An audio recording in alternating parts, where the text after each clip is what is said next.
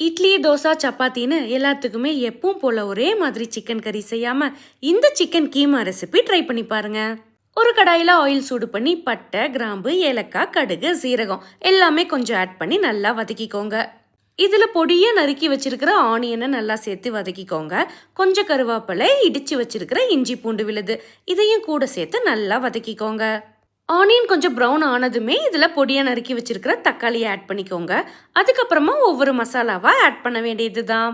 மஞ்சத்தூள், coriander powder, ஜீரகத்தூள், இது கூட காரத்துக்கும் கலருக்கும் காஷ்மீரி சில்லி ப்ளஸ் கொஞ்சமாக பெப்பர் எல்லாத்தையும் ஒன்றா சேர்த்து நல்லா வதக்கிக்கோங்க. கரம் மசாலா ஆப்ஷனல் தான். நான் லிஷியஸில் சிக்கன் கீமானே சொல்லி 250 கிராம் வாங்கியிருக்கேன்.